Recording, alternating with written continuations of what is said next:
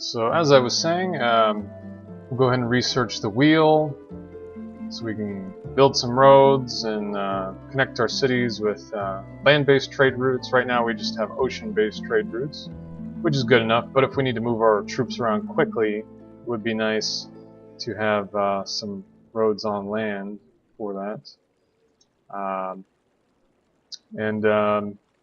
We will also kind of change our government policies now. So we've got some new options opened up. We can, like I said, run the caste system, labor civic, so we can turn more of our citizens into specialists and basically, force them to do certain occupations from birth. In terms of, socially prescribing, what will be acceptable for them to do. And I think we're also going to switch back to kinship networks from our sort of palace economy of, priests in the capital collecting everyone's food. Priestly bureaucracy here at the palace taking in everyone's food. Because the downside of that is it's drawing resources away from the outlying cities, and it's increasing their costs of governing these outlying cities. So you can see here now, to really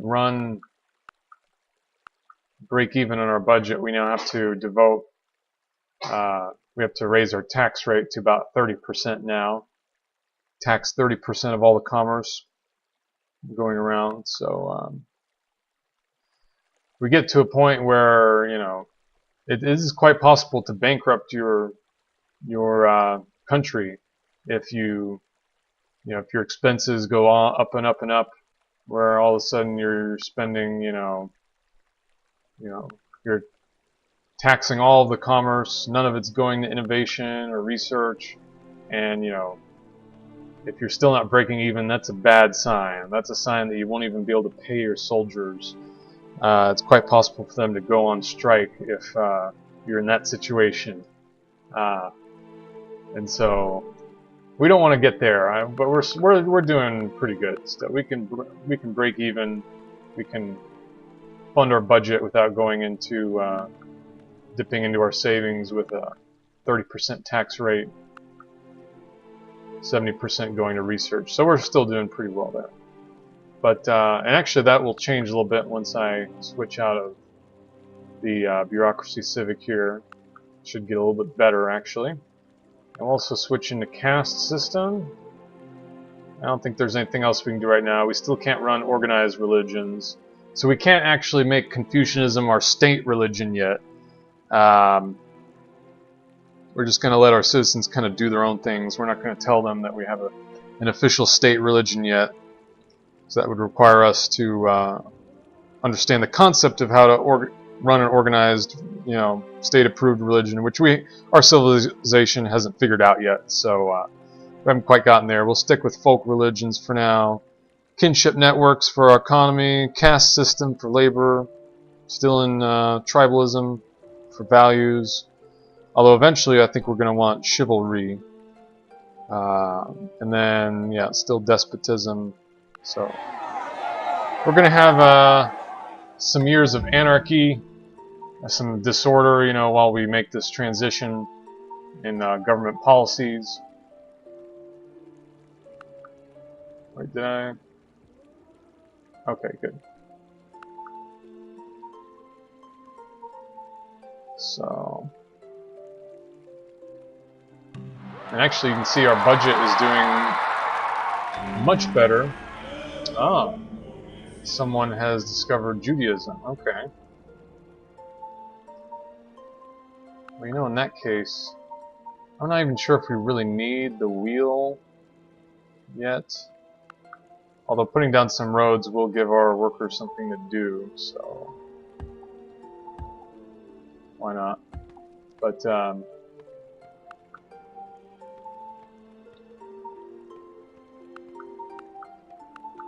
yeah, someone's founded Judaism, which means they've made their way to the idea of monotheism here in the technology tree. which we have not discovered yet. We haven't come up with the idea yet of monotheism, but we'll be working on it here in a little bit. And let me rearrange. See, now I can assign all the specialists I want. It's pretty nice. You know, I can assign... I can even deplete our food stores if we want, and just bring everyone out of the fields gathering food and put them all in the city as merchants and scholars and artists if we want. But I don't want to starve my citizens. I don't want to go all Joseph Stalin quite yet. So I think we will hold it right there with maybe 3 scholars, which, you know, each one of these probably represents several thousand citizens, but we'll hold it right there with 3 of them, so that we break even on food still, so that we still have enough citizens out here working the lands.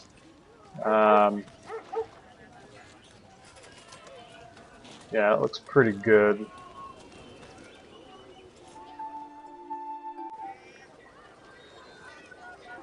And let's see. This city definitely has a huge food surplus if we want to work these fish, as we see here. So let's see if what do we want? Merchant, I guess. Yeah, we can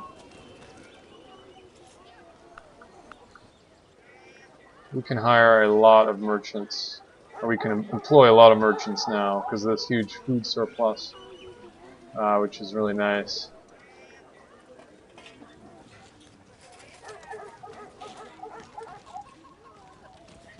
So yeah, I think we will go with that. Although, do we want more production? That's a good question, really. We might want to finish this library.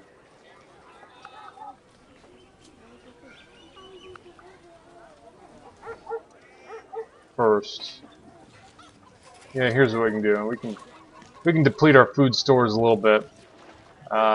We've got plenty of food in the granary here. That's what we'll do. And, you know, we could actually do the same thing here to get even more research from our scholars. How's this city doing? Yeah.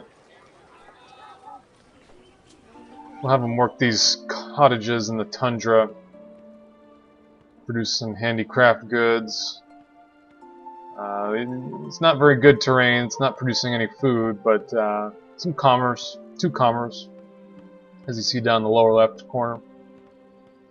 And the more we have our citizens employed in these cottages, the more they'll grow into hamlets and villages and towns, and we'll get more kind of urban growth over the years. How's the city doing? Looks good. Alright.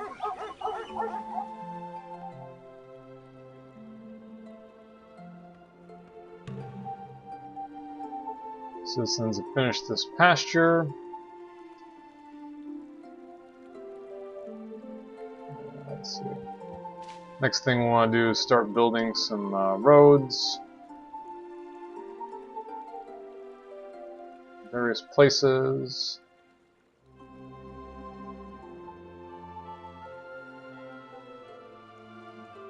Right, yeah, right there. Alright. Push your shoulder to the wheel. So now we can build roads. We could also build chariots, battering rams, catapults. Well, catapults we need mathematics, technology for that as well. This we need copper or iron resources. Chariots we need horses for. There aren't really horses in our territory right now. There's some way up here, but our citizens can't use those right now. They're way off in the wilderness. We do have some military units keeping watch of the frontiers, though.